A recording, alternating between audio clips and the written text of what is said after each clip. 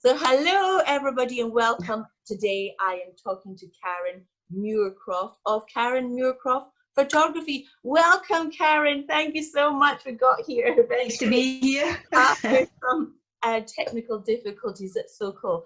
And we of course met at a business networking meeting some months ago now. We did. Has COVID affected your business dreadfully? Yes, absolutely. I've not been able to do any weddings whatsoever. I'm still booking weddings and chatting with brides and trying to help them through a difficult time. But as far as actually covering weddings is just not happening at the moment. Looking forward to the fact that, we can get maybe a meeting with a few people, go and get a chat with them, possibly get their pre-wedding shoot done, help them, give them a bit of Oh wow, that's neat. So encouragement to keep going, because a lot of them, sorry. So yeah, no, carry on. A lot of them have had to delay a year or maybe a year and a half because of the circumstances, because there's so many people booking for next year and people from this year trying to get into next year, so it's going to be really, really busy. So it gives them something to get a bit of enthusiasm and encouragement to get back to the planning stage again. It's so difficult, isn't it? Like really, it is indeed. Obviously, people have already booked, for next year originally. Now there's so many couples wanting to rebook. Yes. So I'm very interested in your pre-wedding shoot. Tell me about that. That sounds really interesting. What we tend to do is I arrange a day with the couple and we go wherever they want to go, basically within reason. Some of them have a special place, maybe where the proposal happened, or a favourite place for the day out or something like that. But a lot of the time we go to the venue. And the good thing about going to the venue is that we can see what's on offer. We're not under any pressure. We can have a look. We find the best backdrops, and we just work it from there, basically, with them. And they all have a great time. And on the day, we know what we're doing. Wow, that is so cool. I've written some questions down, and that was one of my questions actually. Do you ever go to visit the venue? But no, you go one better, and you visit with a couple. That's actually do. Are venues open to that? Most venues. Most of them are, yes. I did one recently where we had to change it slightly because there was a wedding on that day, but all we did was we brought it forward to the morning. So all that was happening was the bridal prep, and they were getting all the room ready, and we just utilised outside. We don't use inside, we use outside, unless obviously it's a day like today when it's coming down the stair rods. Oh, I'm so excited. That is so thoughtful. So I lived in Hong Kong for a long time, and in Hong Kong and in a lot of countries in Asia, actually, you have your wedding, and that's separate, but they tend to do formal photographs before that, like in a studio and on location, and usually in different dresses, different outfits. And that really, so there's no pressure on the day. They don't have formal photos on the day at all, which really interests me, because obviously this country you tend to just do everything on the day, and it always interests me because couples might be really nervous, they might not be used to being photographed and like all the excitement anyway. So that I really like that. Is that that's not usual, is it, for photographers to do that? They actually quite enjoy getting taken away to get their photographs taken, because it gives them a bit of me time, if you like. Lets them go with themselves with us, and it's all very relaxed and laid back. Yeah, that makes sense, doesn't it? Because obviously before that they're on show. Mayhem. The pressure and the celebrant like me, and then oh wow, that's so neat. Good. So I'm going to ask, I want to know, I obviously had a really good look at your beautiful photographs, and when you do black and white, I wonder, because I just think that I love black and white photographs, but do you ever lose detail, especially in a wedding dress, when in black and white? Not if it's exposed properly. You can actually pull more detail from a black and white photograph than you can from a colour photograph. Really? Yes, absolutely. Is it technical? I'm not quite sure. The processing has a lot to do with it.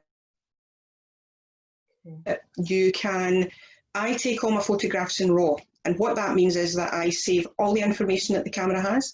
If you take a photograph and turn it into JPEG, the camera will do a bit of the processing for you, and it'll think, oh, I don't need that, I'll just throw that away. And that could be some information that you need to pull some detail or to pull back, you know, some light, dark. So I think, that's basically, there's more to do with processing than anything else when you do it. Okay, oh, that's so interesting. So does your camera have massive memory in order to do that?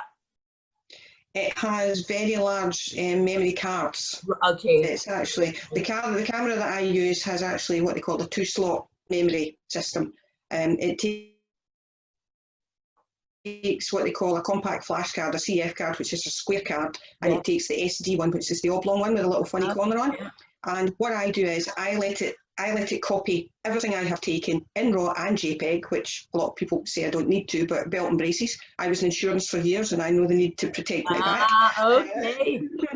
So I have 2 copies of my RAW files and 2 copies of my JPEG files for each camera on the day, so that if anything happens at all, I have got backup. That is amazing. I'll tell you a story. I was at a wedding and the photographer went on to lose all the images from that wedding. So the only shots they had were casual ones that people had taken. So that it does happen even from professionals. So that is so good.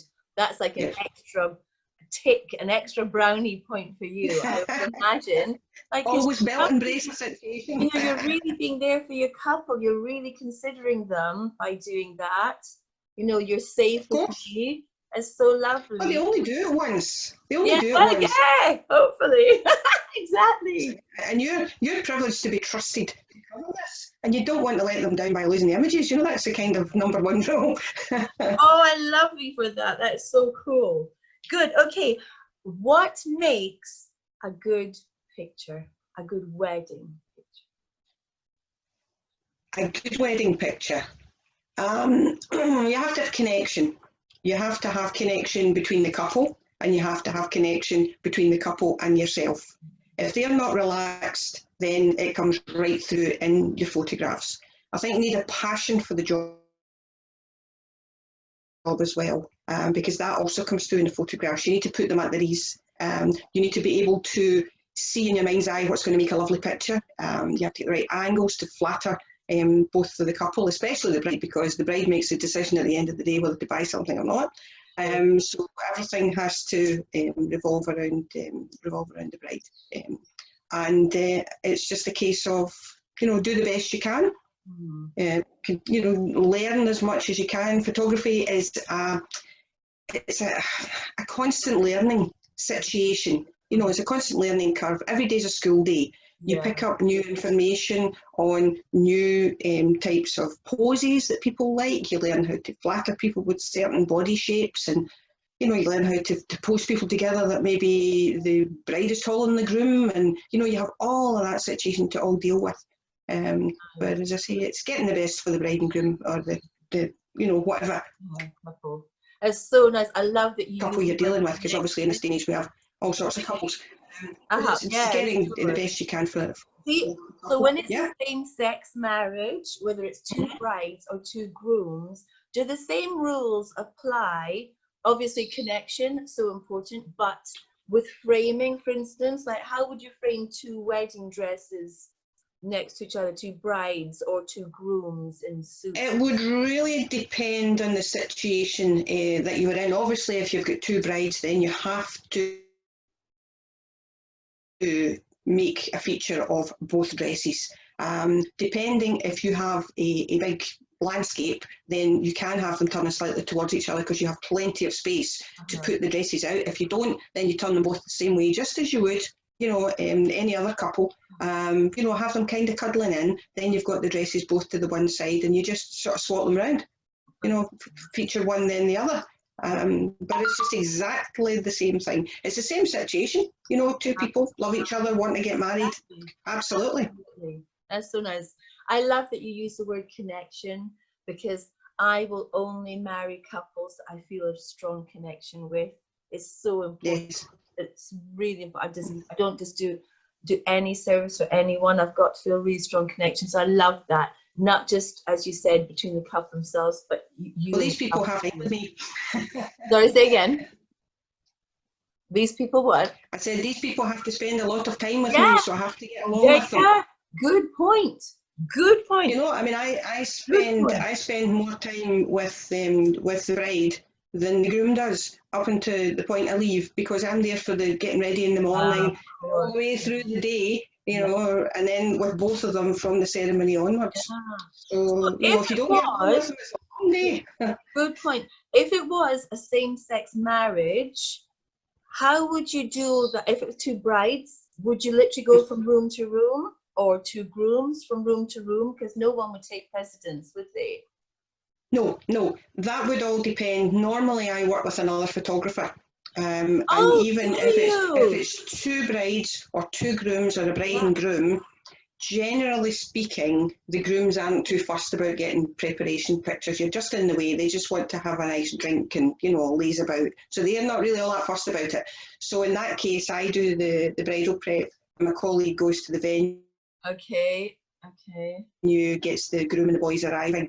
If it's two girls, I go and I do one of them, and my colleague will go and do the other one. So they'll both get equal bridal prep, and we'll just pull it all together that way, yeah. Or again, if it's two grooms, you know, and correct. They want two grooms exactly the same. Brilliant. If they want that, that's exactly what we do.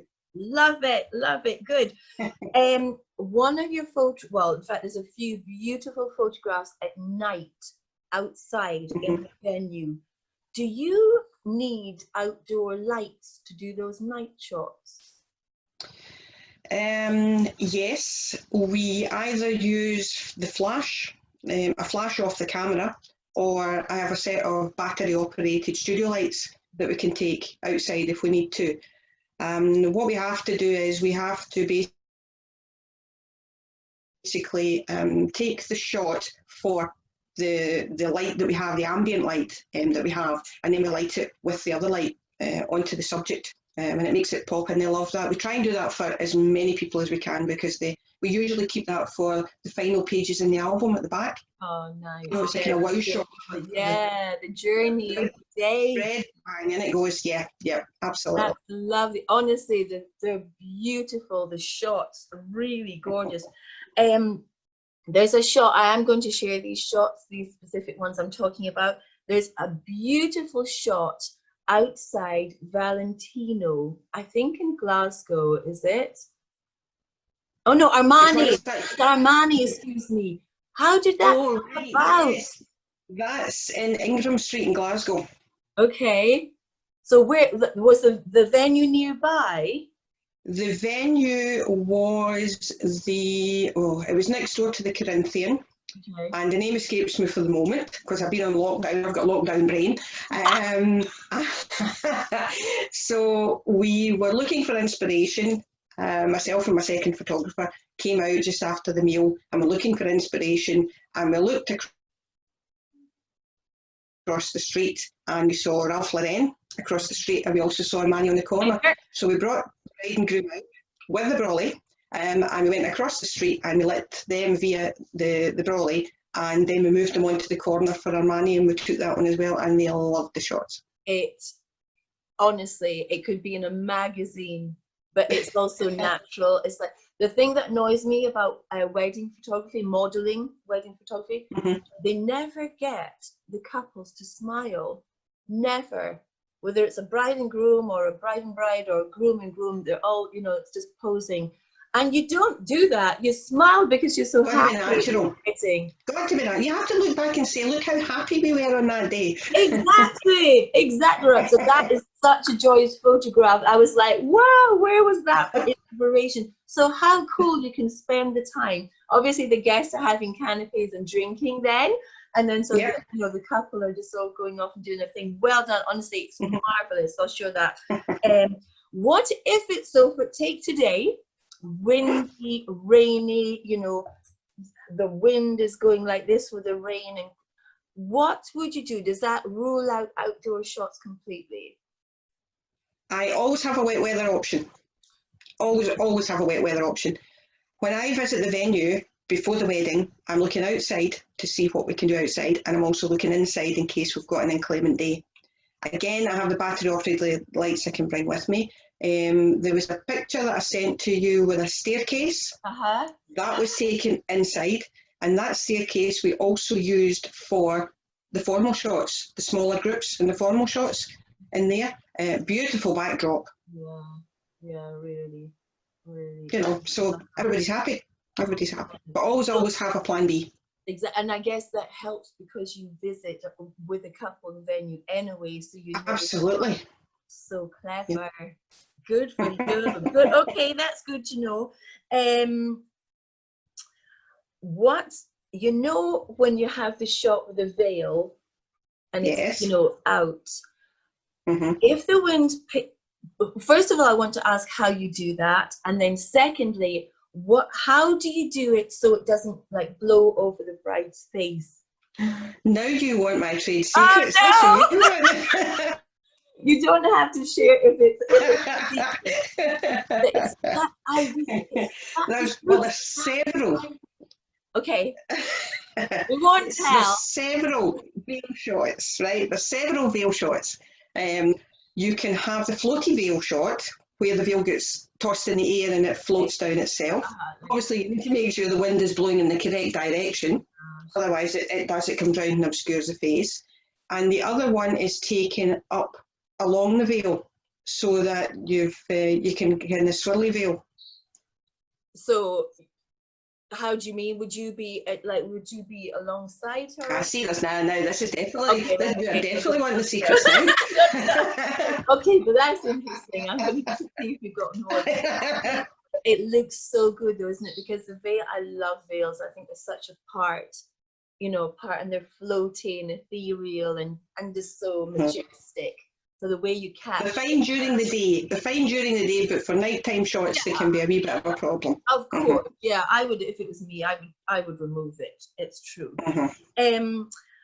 Those couples that hate having their photograph taken, how do you put them at ease? Like when I was younger, I used to freeze when I had my photograph. I hated it. What do you do to help people? Those are the ones in particular that I make sure we have a pre-wedding shoot for. To let them see it's not as terrifying as they think it is. I usually take them somewhere in a park or something like that. I just get them walking up and down. I get them, leaning against a tree, looking at each other, all the things that they would normally do. I don't say, put your hand here, do this, stand there, do that. I just say to them, I just want you to walk down there hand in hand and just look at each other, look in towards each other, or look down towards me, or, stop, just give her a hug, that kind of a thing. And it relaxes them so that they know on the wedding day, I'm not going to ask them to do anything crazy. So that they're halfway there anyway, That's nice. Yeah, so that is helpful. And hopefully the excitement on the actual day too makes them feel more confident anyway.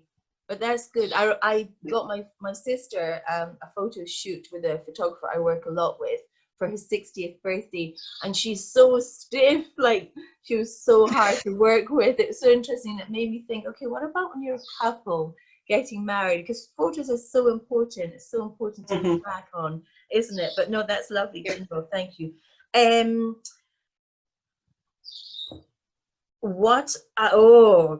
So I guess you can answer this about the trust, because I was a hard one, is it? Yeah.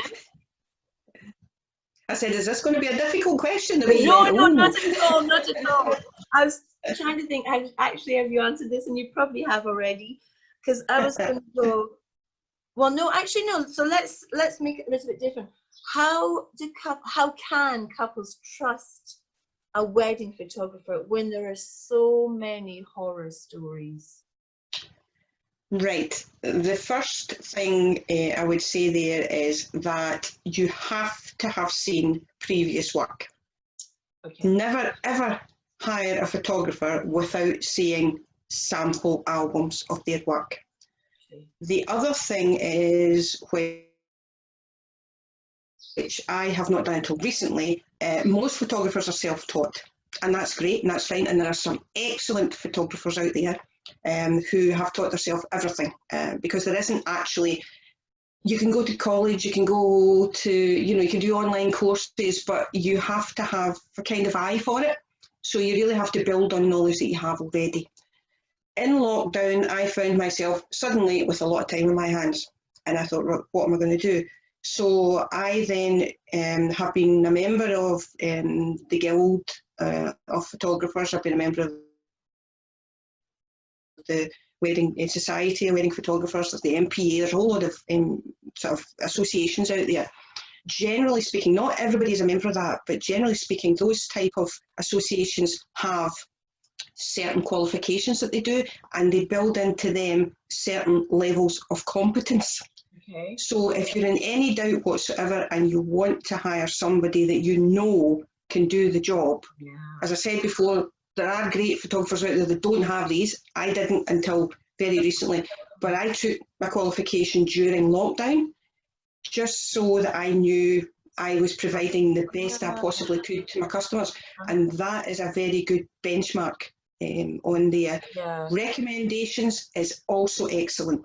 If you know someone who has used a photographer and you have seen their work, excellent, do that, but never ever hire anybody that, oh, that's a good photographer, just sign there. Just always see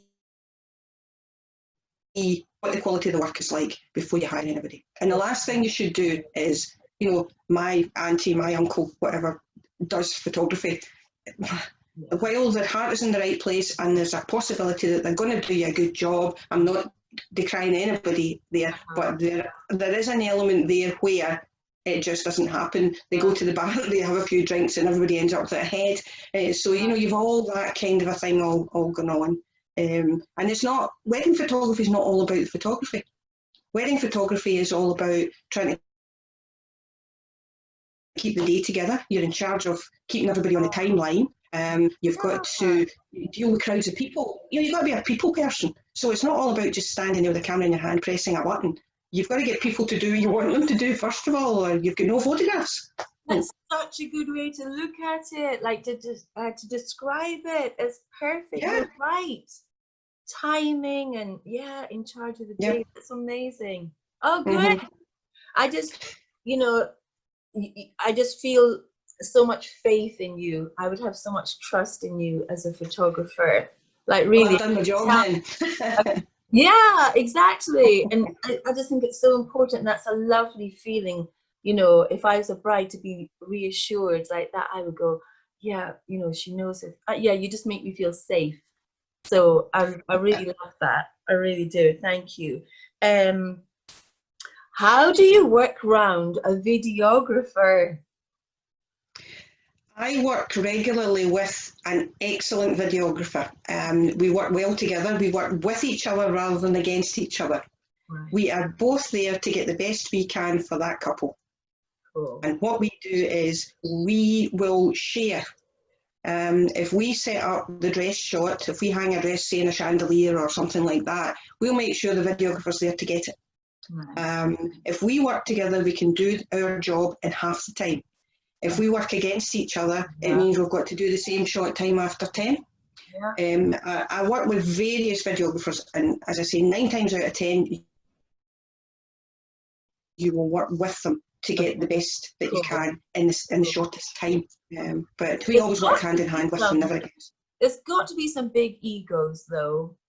Oh yeah. Yeah, sometimes. There's big egos everywhere in photography.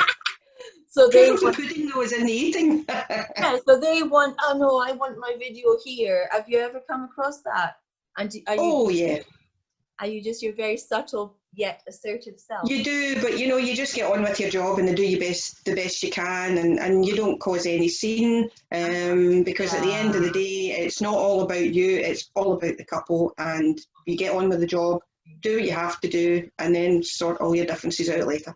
There you go. Love it. Love it. So you already answered. Do you visit the venue beforehand? Very good.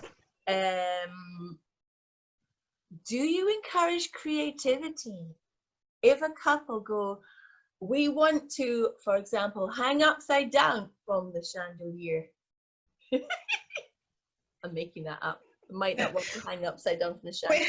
Might be the answers. Well, we try to be as creative as we can. If somebody comes to us and said, I want this picture here, and they show us this picture, you know, and the body types are totally different, the venue is completely different, we'll say, well, actually, it's not actually going to turn out the way you think it's going to turn out. But what about trying this? And then we'll divert them to something that we know that they're going to like, and we know it's going to work. It's a bit like going to the hairdressers with dark hair. And asking that, I'll have that hairstyle there with blonde, and you know it's not going to look right, it's not going to look the same. So it's a similar situation to that, where you've got to kind of adapt slightly. Good. Yeah, makes sense. I love it. I'm sure it looks as though you have lots of your own creative ideas anyway. Right? Day to day. So what do you ask couples at your first meeting? Do you have that in person, or do you have that on the telephone or by Zoom, or? Well, normally, up until now, I've had that on, I talk to them on the phone first of all, and I arrange a meeting, because what that lets me do is it lets me meet them and it lets them meet me. And obviously at that point, you know whether you're going to get along or not. And then you decide if you're moving forward from there. What I also do is I take albums and things out, and I let them look at lots of albums, because they love to look at the dress and the cake and you know, all sorts of things. But what that does is lets them see how the day's covered. Now, even if they're not going to have an album, if they're only going to have a digital, I didn't mean, if they're having if their preference is for digital rather than printed, then I still show them a printed album, because what that does is let them see not necessarily the product, but how the day is covered. So as I say, it keeps them informed, lets them see everything that's available, see how it's done, discuss everything that happens on the day with them. There's always questions, but at the end of the day, I generally tend to cover most of the important stuff. And then you'll see, I guess you'll already get an initial feel and connection, won't you, from that meeting? You do that from the first. Yeah, you do that from the first conversation, so you can tell if the people are interested, because there's all different markets, and you never know whether a couple that you're talking to are your market or not until you actually speak to them. You know, they'll send something through on the internet and say, I'm having my wedding on such and such a day, how much are you? It's not as simple as that. It's like going to Tesco and saying, I'm coming in for my shopping, how much are you going to charge me? Yeah, exactly. So why do you think couples, first of all, are they mostly drawn to the price of photographers, or? No, not always. Okay. Not always. Some people are. Everybody's situation is different, and everybody has to deal with it in a different way. I will try and deal with them as best I can. I will try and adapt, because my packages, or I like to call them options, are flexible, really flexible. So they can decide what they want, what they don't like, and I can pull that all together in an option for them. That's good. But some people come on and they'll say, this is what, you know, how much are you? Because we're on a limited budget. Perfect. You know, and I'll say to them, well, rather than go out and get somebody that will maybe do you a whole day for that amount, why don't you get somebody that you know is good? They're going to cover it the way you want it. They're going to do the wedding your way, not their way, but cover less of the day. Yeah. You know, and it swings and roundabouts, really.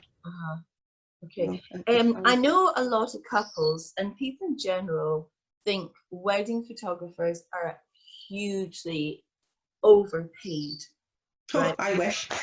Exactly. So can you explain why they're not actually expensive for the product, for the service they're getting?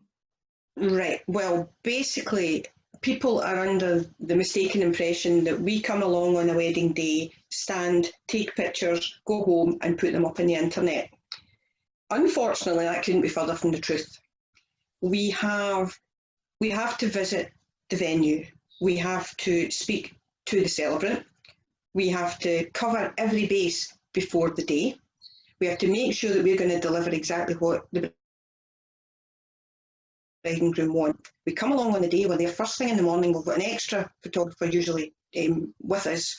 One will cover one thing, one will cover something else, so they're getting twice the amount of coverage basically. Then after we finish, after something like a 12 to 14 hour day sometimes, we then go home. When I get in after a wedding, the first thing I do is download all the images onto my computer and download a backup onto an external drive. So I've got 3 copies of it. The next day I start to process that. Now there can be, if there's 2, sometimes 3 photographers there, there can be up to 1,000 photographs. Wow. That then has to be all processed. Now that can take a week, maybe more, depending on the type of light you had on the day, what's happened to the camera, blah, blah, blah, all the things like that. You then have to, once that's done, it has to be uploaded onto the gallery. It has to be put onto a USB, which has to be designed and ordered. If I'm doing a proof book, I've got to design the proof book. I've got to transport all the pictures into the proof book, have that manufactured, go and, you know, uplift that. Then the album's all got to be done. So there's a lot of work goes into that. And at the end of the day, hopefully, you know, at the end of the day, they will appreciate that and just be blown away by the quality of the product that they've now got in their hand. It's turning itself into an heirloom. So you process every photograph. Do you Yes. delete the ones that are vastly overexposed and can't be edited?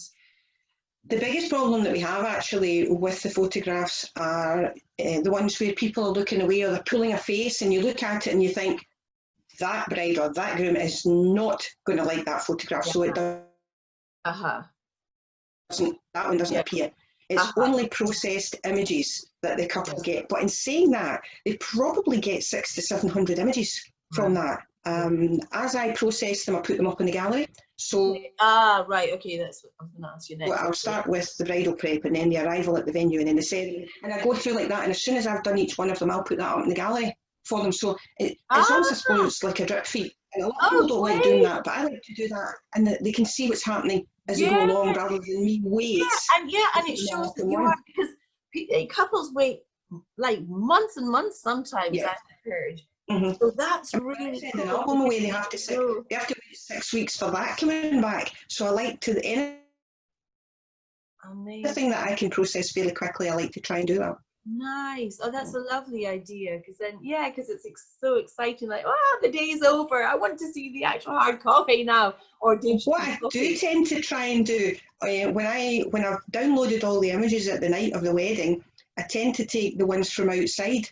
Obviously, if I'm travelling 100 miles or something, it might not be possible. Where it is possible, I like to take the wow pictures from the outside at night, process them and put them up before the end of the reception. Oh, that's I'll put them in the gallery, I send the link to the bride and groom and they can actually see them before the actual day finishes. Oh, that's actually exciting, isn't it?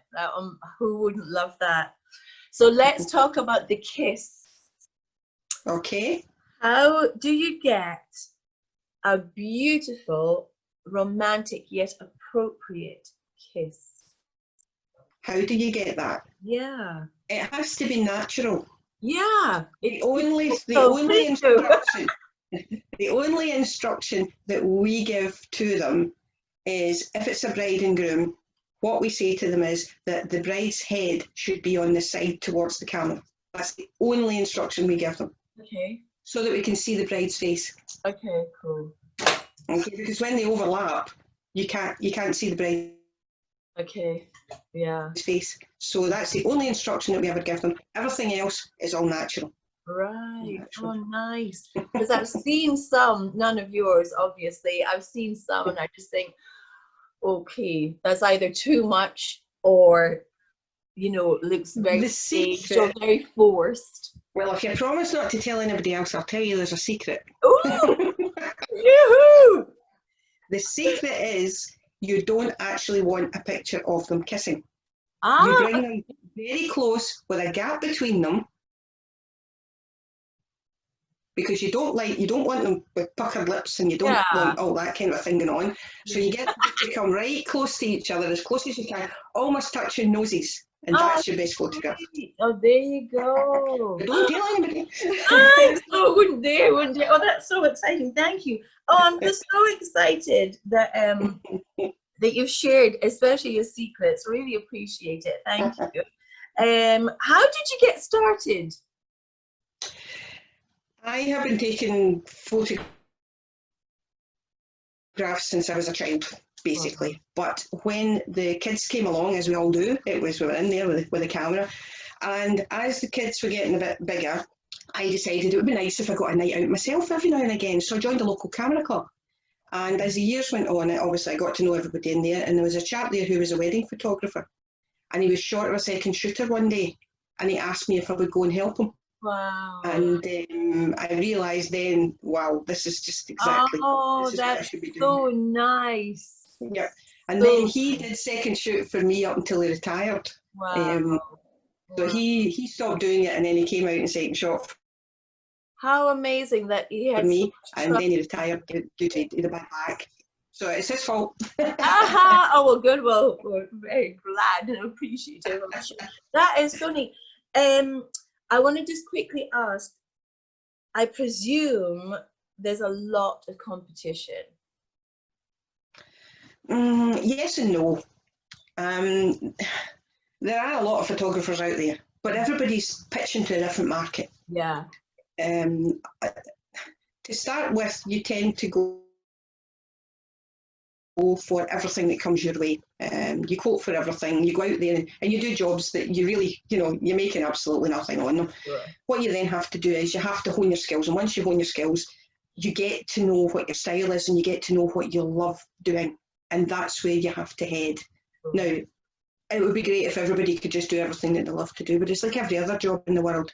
You have to, do things that, I'm not saying you don't like, because I love every wedding I do. I don't care whether it's in a big fancy stately home or, at a social club or a local bowling club. I don't care. I just love doing it because I like being part of everybody's happy day, because you see everybody at their best. Yeah, but, you tend to find things that you love to do. And when you find something like that, you find that you do it better, because you give your heart and soul to create this beautiful, sort of piece of art. It's what it is. But as I say, I love every single wedding I've ever done. I've loved.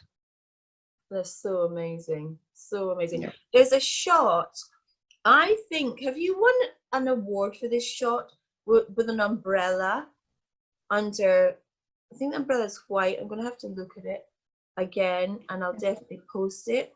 Is it in or did I call it umbrella love just as a note? Is in a white, like a conservative. Is that the one with the coloured letters behind it? Yes. Yeah. Right. I'll tell you a story about that. Oh, thanks. Normally, when we do the umbrella shot, we do it outside. Okay. But this couple